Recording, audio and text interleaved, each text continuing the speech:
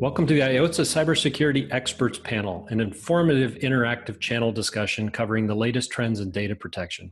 I'm your host, Brian Sherman, Content Director for Get Channeled and IoTSSA, and today I'll be joined by three industry experts who are primed to share their insight and advice on several channel topics.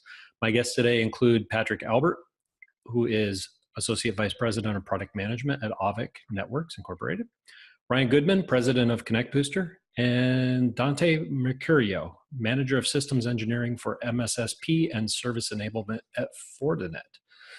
Good afternoon, gentlemen. Good afternoon. First off, I'd like to welcome you to the discussion and thank you all for sharing your time and knowledge with us today. You're collectively bringing decades of channel experience to the conversation, not to date anybody. I'll add myself. But I'm looking forward to a lively discussion today. And we're going to focus on the strongest vertical plays in cybersecurity. First off, let's start with a brief introduction, beginning with Patrick. Hey, yeah. So as you mentioned, so the name's Patrick Albert, VP of Product Management at Auvik Networks. We're a company specializing in network management software for MSPs. So helping MSPs understand what's on the network, mapping the networks, helping them with their cybersecurity around making sure they have regular backups and see devices that come online and such. Very good. Dante? Well, first off, thanks for having Fortinet on this panel. So my name is Dante Mercurio. I'm the Systems Engineering Manager for the MSSP Group here at Fortinet. Fortinet is the largest security appliance provider marked by units shipped. We have over 5,000 employees, 100 plus offices across worldwide. And my role and my team is focused specifically on managed security service providers and how to bring our services into individual partners' markets. Thank you. Excellent. Look forward to the discussion today. And Ryan. Hi. Thanks, Brian, IoTSSA, and the rest of the panel. Looking forward to the conversation. I am the president and one of the original founders of ConnectBooster. And at ConnectBooster, we help MSPs, IT service providers, accept payments not only efficiently, but also securely by holding payment data secure while also making it easy to access for both end client and our partner in the transaction. Excellent. Well, we have a good mix for the discussion today, and let's get to it. So let's talk about, how about we start with you, Ryan. What vertical markets are gaining the most traction with your partners? Partners, clients, MSPs actually are your client in many cases, but can you talk about what your channel looks like as far as verticals? Sure. You know, we actually are really broad, like you had mentioned, because we work with not only IT service providers, but also even some of the vendors inside of the channel that we work with as clients and partners.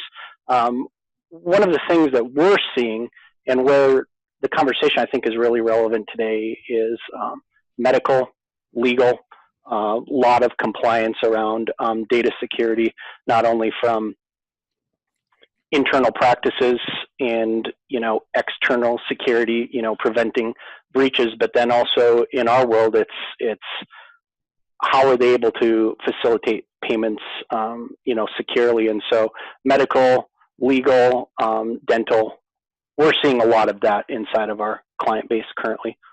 Are you seeing a lot of your partners that are doing vertical specifically now, or is it still a mix of you know, small business customers? Is verticalization becoming more prevalent, I should say, with your clients? You know, again, we're pretty broad, but even some of the integration partners, for example, that we deal with, so leasing companies and those verticals such as medical, which, you know, ultimately have a need on that side. So that also may be a function of why we're seeing that, right? Because of some of the individuals in the channel that we work closely with, so they're pushing deals in those verticals towards us. But we have a wide breadth, but when I see people focusing in a vertical, it very prevalently seems to be legal, at least in our world when we get into that conversation, medical, dental, where there's a lot of compliance requirements around how they deal with customer data, whether it's payments or customer data in general. Makes sense. How about you, Patrick? What are you seeing as far as Auvik partners? Yeah, I definitely agree with there's always the generalists out there, and I think to answer your question, I guess more directly, are we seeing more verticalization? I think what we do see is more on the larger the MSP is. Typically speaking, we do see a little more verticalization, effectively as they have discovered a vertical or a niche that they play particularly well in, and they can establish a fairly repeatable practice that allows them to scale their business very well. So I'd say, in terms of, are we seeing more verticalization?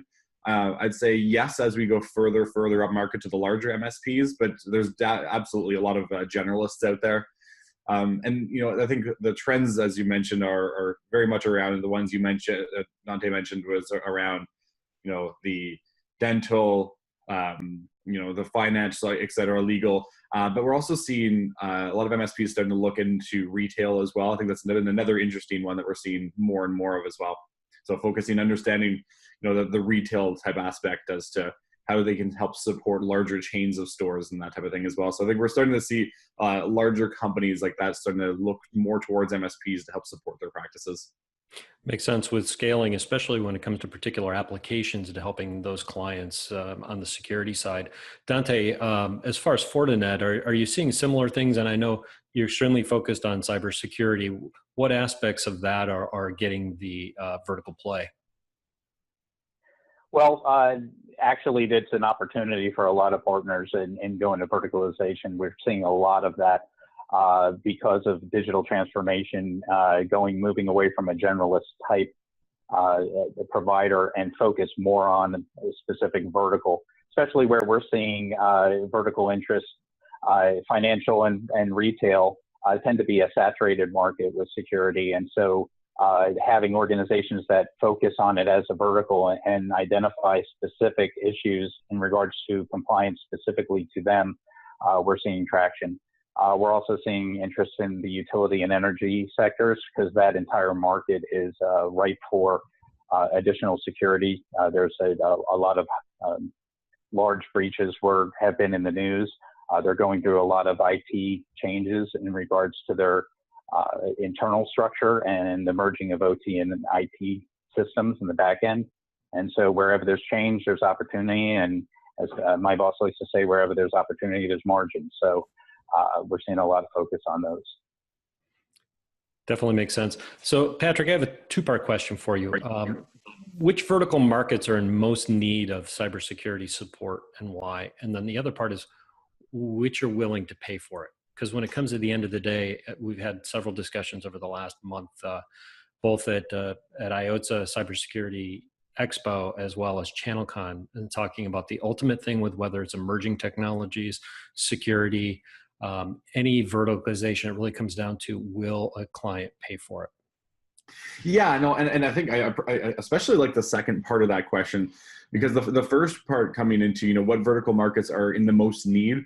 Well, I think we touched on quite a few of those as well around, basically in verticals that store very sensitive data is really comes down to whether that's financial, whether that's legal, whether that's medical. I think those are the easy top hitters. Ultimately, I think we could argue the fact that every vertical needs cybersecurity support, and maybe there are some that needs them more than others based off the sensitivity of the data. But I think it's definitely applicable to everything. But I think what ones are willing to pay. Ultimately, based off the experience that we've seen, it's the ones that have the most regulations around them. And so there's less of an education exercise on the MSP's part to let them know that that they have regulations that they have to follow, and therefore they need support.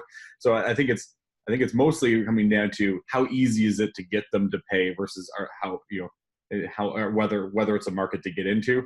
And I think, as I mentioned, the ones that are the most regulated are the ones that already have gone through an education exercise and understand that there's a need for them to have standards and the cybersecurity practice and support around it. So I think those are the ones that are the most willing to pay. But ultimately, I think the answer, who is it relevant to is definitely everybody. But it's just a little more education that has to go into other verticals.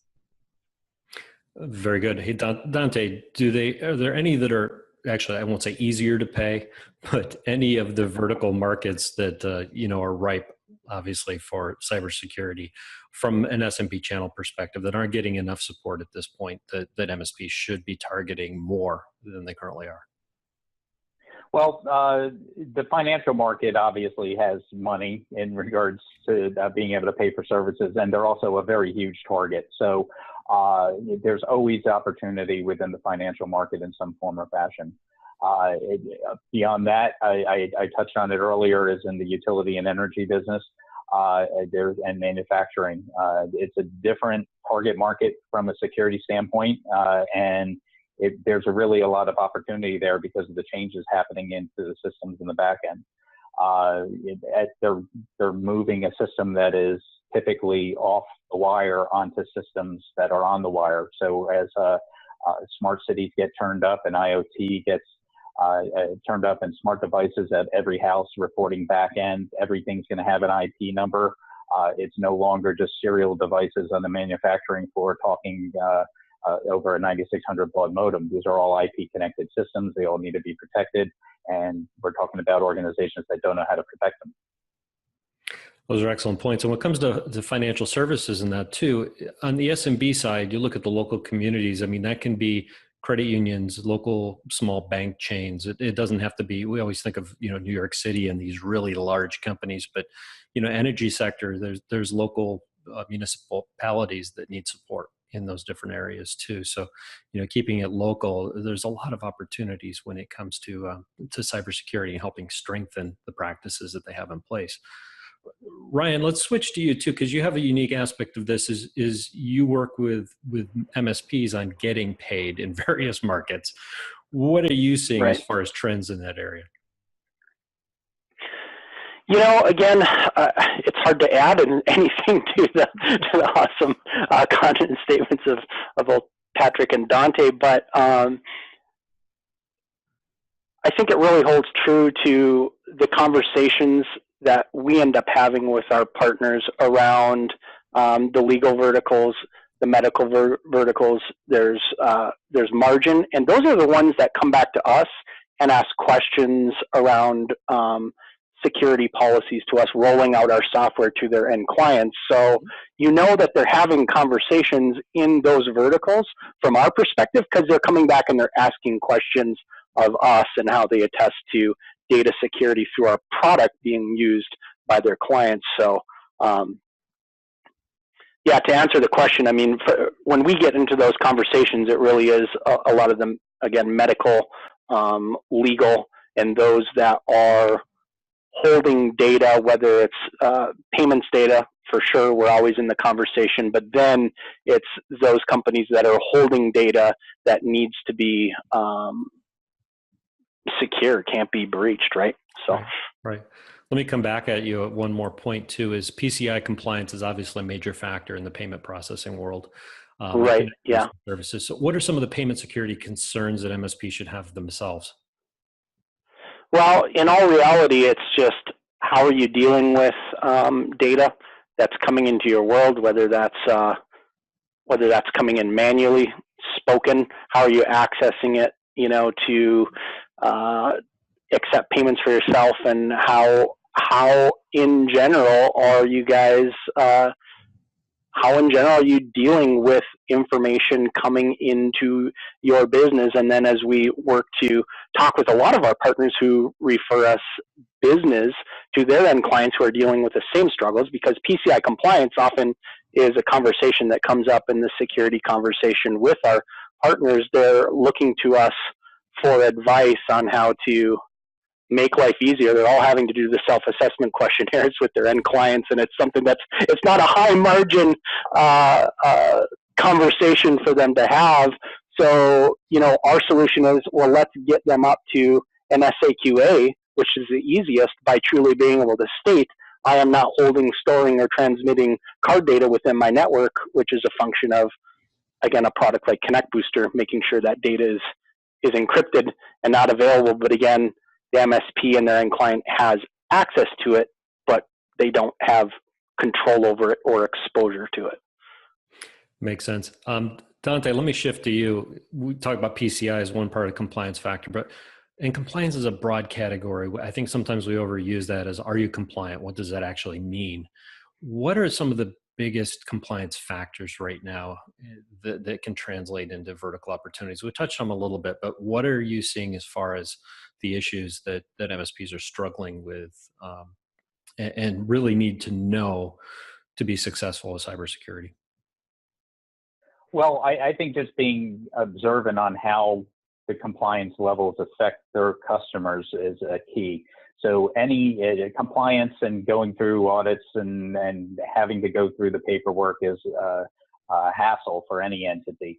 So anything that an MSP can do in regards to having paperwork done or audit trails done and being able to provide the services that they're providing and make it transparent to their customers would be very beneficial to their customers downstream. So helping them through the compliance scenario and being aware of it, I see as a large issue. Too often, customers are going through audits and have to go through weeks of trying to get information out of their providers and how things are working on the back end. And it's not that it's not done properly, and it's not that it isn't compliant. It's just a matter of having it readily available for their customers. That makes sense. Patrick, any points to add to that as far as compliance? Or one of the things is always, eating your own dog food or MSPs. It doesn't always apply. You can't emulate a bank necessarily in an MSP, but there are some of the practices that you could instill that can be translated to other clients of vertical nature or non-vertical nature. Any suggestions that you can offer, things you've seen done really well from your partners? Well, I think to touch on the compliance topic, it's always one of my favorite ones. As you mentioned, it's a very broad term and a very broad spectrum, right? And one of the issues that I get asked for all the time is more training. How do I get access to more resources, et cetera? Because you have your normal ones that I think people are starting to get much more used to being able to handle things like you mentioned PCI and HIPAA, et cetera.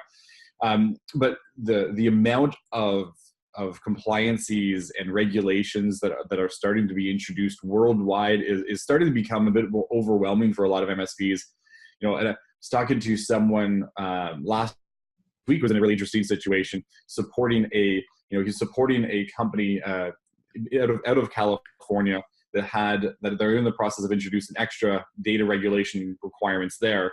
And that customer has customers in Europe and also in Canada who independently also have their own data regulations. So even the MSPs kind of struggle to understand, what are all the data regulations? How do they come together? And hoping there's a bit of overlap between them.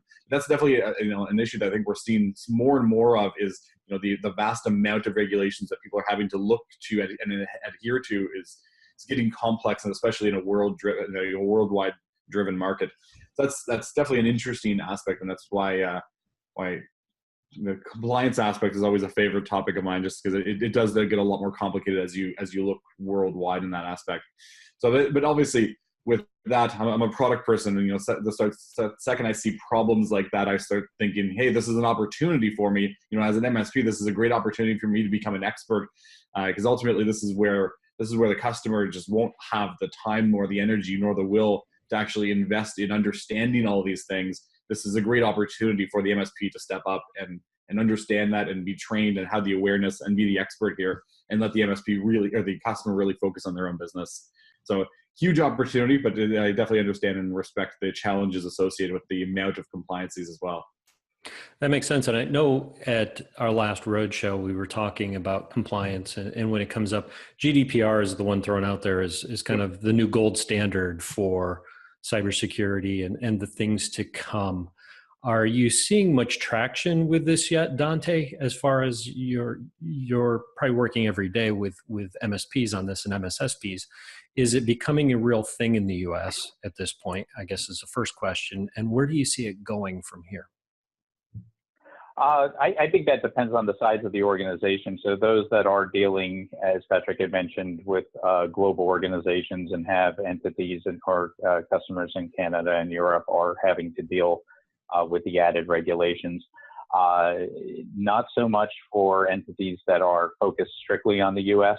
Haven't seen a lot of the focus on that. Do I feel it's probably something that's going to feed into some U.S. regulations, possibly in the future? And I think that you'll see U.S.-based organizations deal with it as needed, as most regulations are. They wait until they have to in order to do that. So those that are on the global scale are having to deal with the changes as they come. You're seeing that in a lot of the real large ones, but on the small side, not so much yet. Right.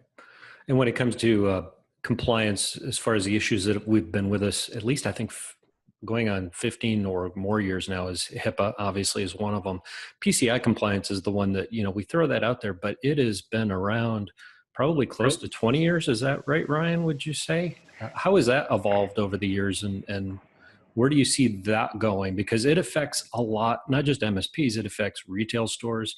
Anybody who accepts credit card, which is the vast majority of businesses today, are under PCI compliance. Where do you see that going in the future? Well, I think just with the publicity of breaches as of late, it becomes more top of mind, but then you also have just some of the technology that's continuing to be developed to mitigate transaction security, like EMV, the chip, which is, things that have been around in, the European markets for a long time and have just recently been pushed down, through the U.S. market in the last few years, and then mandates around those as well. But I think, let me know if you guys disagree, but it's constantly playing catch up to the threats that are out there and the new things that happen, you know what I mean?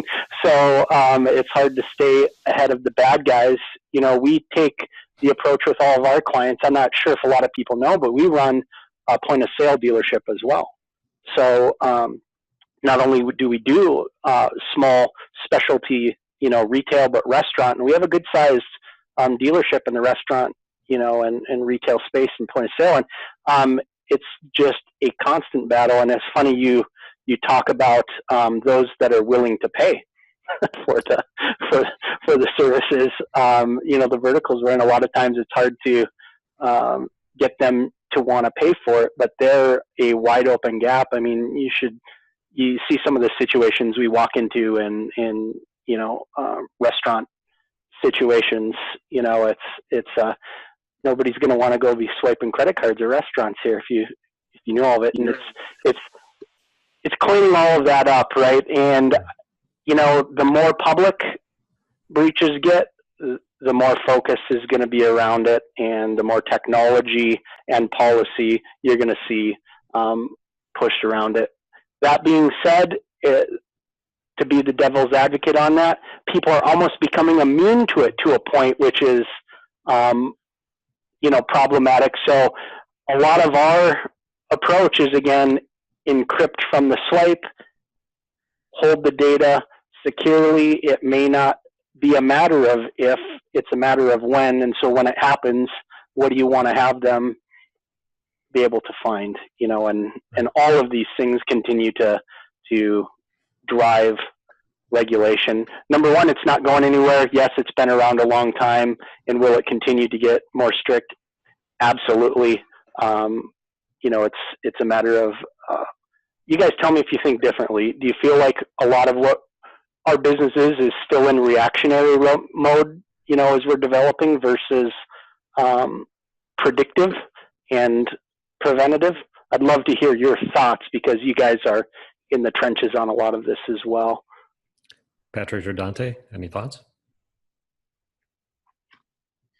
Yeah, so I'll go ahead and jump in. Yeah, so I was absolutely, as you mentioned, every single cybersecurity conference or anything you go to, you'll constantly hear about new threats, new problems, new exploits, and zero-day ones especially. And the reality is, I think that's a good mindset to take, is do your best to prevent it, but understand that it's more than likely, and not an if but a when. And it's all about limiting what's there and making sure it's encrypted, and making sure that you have the right protections in case, and hopefully it never happens, but if it does happen, make sure that you have at least restrictive access in terms of what's there and what's available and what's encrypted and whatnot.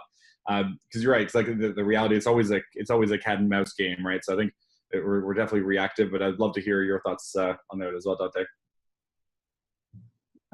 Well, thanks. I agree with everything they're saying. PCI is, and any compliance level, is the bare minimum requirement from a security standpoint, and it's a point in time. So as you're looking at it from a level set and an organization having to meet it, it should be relayed as such. It is the minimal you need to be able to do business in a reasonable fashion.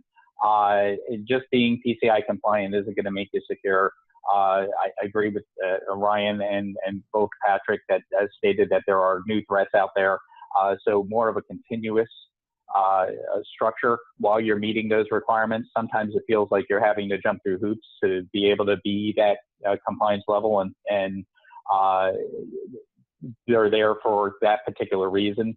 I like to think of it as a minimum speed limit, or something on where if you were under it, you would be completely unsafe, but you still have room to go further forward. So is it going away? No, because businesses need their minimum. They need to understand where they need to be. And then the sky's the limit on where providers can help out above and beyond that. Hey, Dante, let me throw the get out of jail free card that some of the businesses like to throw back now at MSPs. And this has we've been hearing it more and more, is that, well, I don't really need it. I have cybersecurity insurance is the latest topic. So who needs a bare minimum? We'll just pay our insurance. Yeah, there's the concept of due diligence there too. So good luck fighting with an insurance company if they can prove that you weren't doing what you needed to do.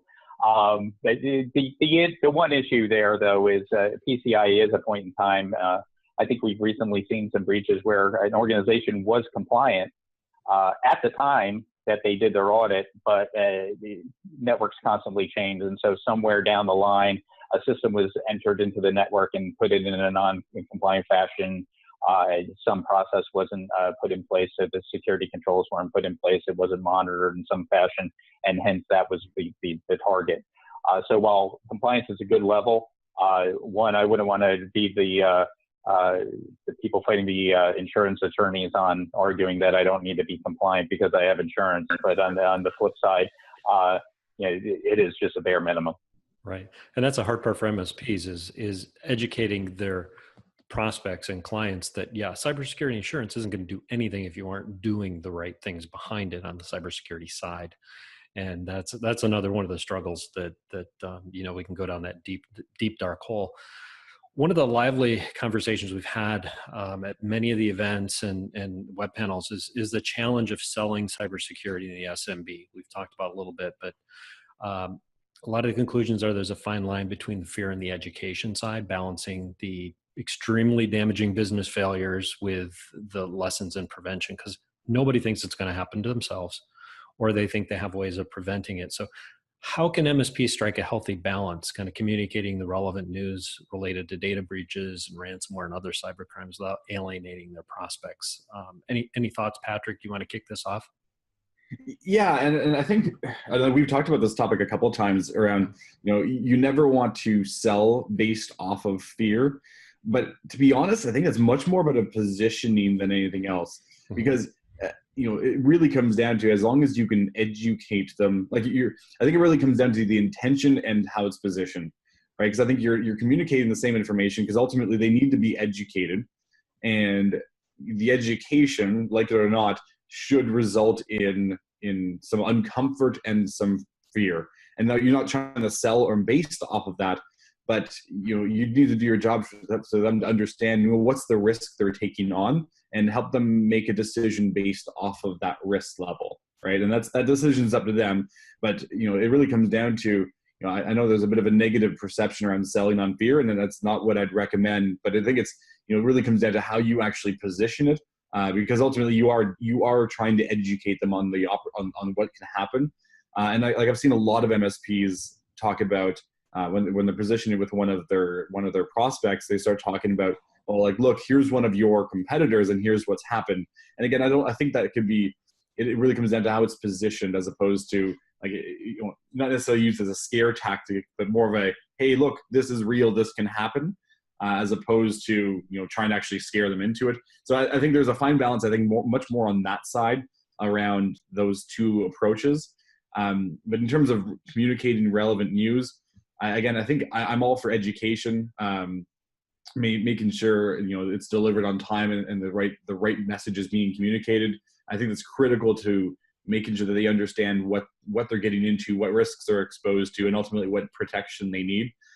So I think the bigger fine balance is around trying to communicate in a way that isn't a threat, but it's much more of a FYI, or here I'm trying to help you, as opposed to a threat. If that makes sense. Sure. Providing them consulting as well as, hey, here's worst case scenario, things that do happen, relevant things that happen. The biggest challenge I think that I've heard back from most providers is if they can get their foot in the door to do an assessment. That's their best sales tool to show that, by the way, you have issues and here's what we can do to put it together. Dante, do you have any suggestions as how do they get their foot in the door to do those assessments? What things are you seeing work best for your partners? Well, any kind of service that you can relate to that is focused on them would be valuable. Our organization offers a product set that we call CTAP, which allows organizations to put our device in and grab a report and be able to provide that to the entity, and the partner can showcase what they're seeing, what issues there are, what threats there are, what productivity issues there are. You mentioned the SMB. I'll change that back there. I will say that I think the SMB is probably the most difficult market out there in regards to talking to security, because honestly, they don't want to participate in the security field. They just want to be secure. And the expectations are high in the protection side. So I think entities need to be aware of that when going there. If you come in and just tell them all the issues they have, or all the things they where there should be fear, they're going to say, well, what are you going to do to help protect me? That's what I want to know. So having an all-encompassed service, having something that is focused on automating and protecting, so that there's less time spent, because SMB can be very high touch for the low cost margin of the services, will be beneficial. Coming in with an engagement to help kick that off, did that in the past, and it is very successful as long as the organization has a good transition from their professional services organization to their services organization. I've seen that fail, and I've seen that be successful. So as long as there's a tie-in between whatever you're doing up front and your recommendations, and then tie-in back to your services, it'll be successful. Makes sense. Hey, Ryan, with the payment processing portal that you have, do you find many of your MSP partners that are using that not only to get paid, but to educate their clients on the value of not just PCI compliance, but security overall? Are they using that as an advantage to get into building a security service with that end user or client?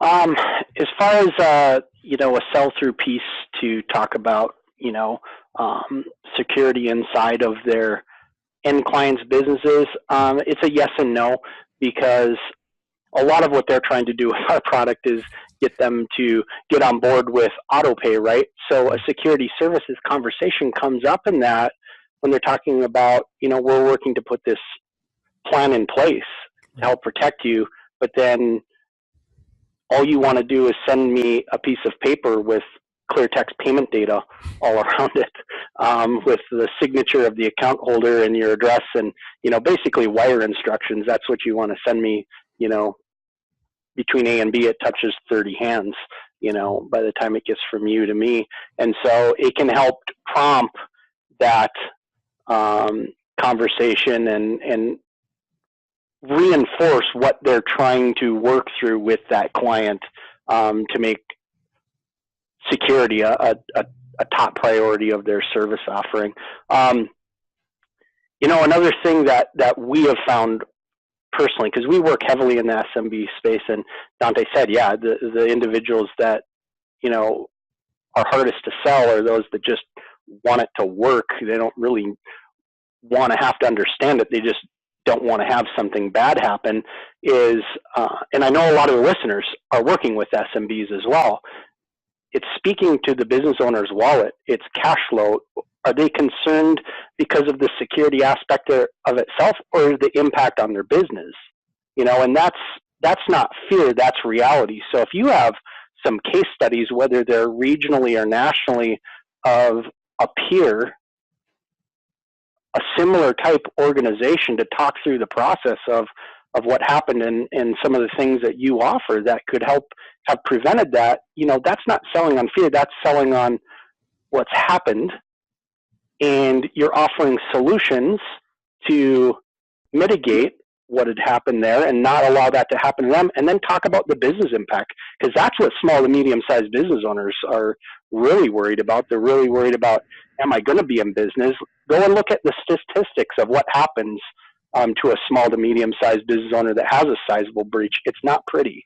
There's a lot of business failure that is attributed, at least a big part, to dealing with the damage. I mean, a lot of it's their time, right? It's their time. And if they're a big part of the business, I mean, it's just, it can be devastating. And so giving examples, speaking to the SMB's wallet on how that's going to impact their business, as well as reviewing insurance options and talking to them about if they've, you know, considered that. I don't know if any of you guys have ever been involved in evaluating even insurance solutions, but man, that'll make your head spin in and of itself, you know, looking at what's covered, what's not covered, and you know, let alone if there was a breach, how is it going to work based on where I stand at that moment with compliance versus a month ago when I had my scan that passed. You know what I mean?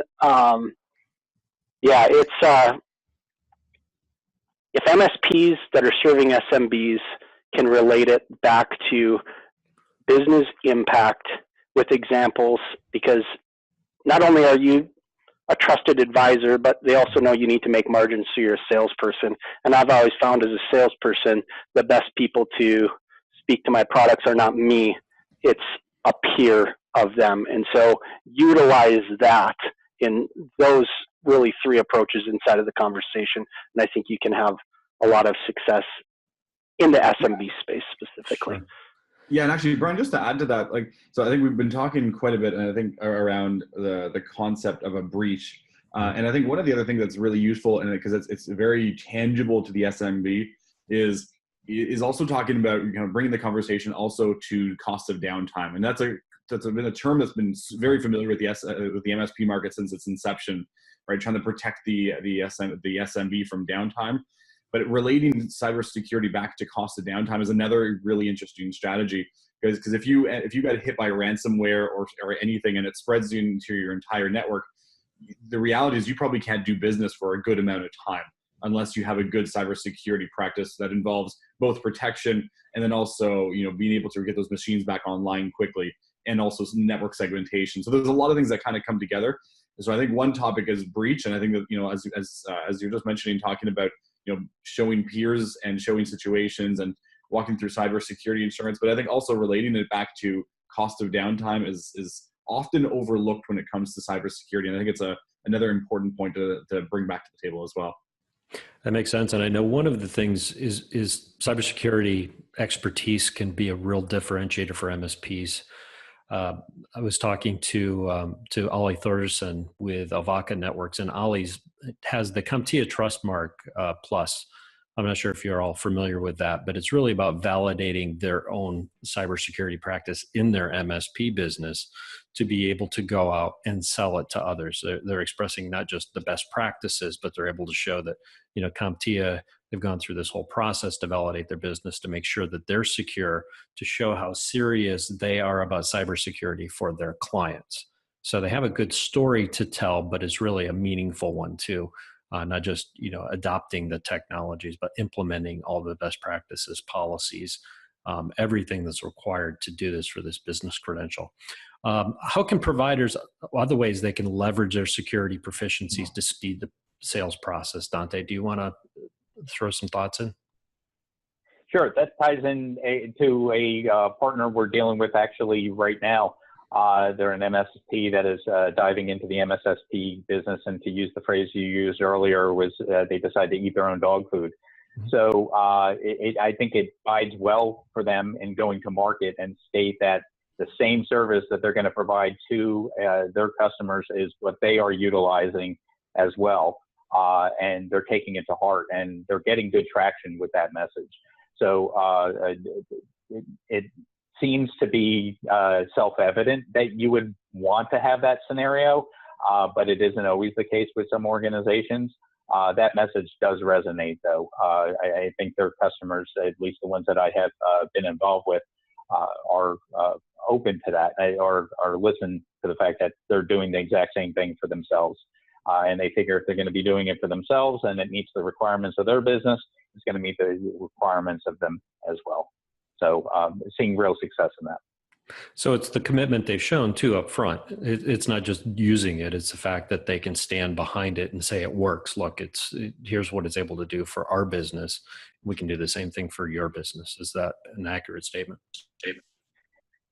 Yeah, that's a very accurate statement. And the fact that any issues or anything, any tuning or anything that happens on the back end, they're going to see with themselves as an organization as well as their customers themselves. So they're more apt to respond from a business standpoint because it's going to affect them as a business, not just on the one side of the business, the security side, but them as an organization, as an MSP. So and their enterprise structure.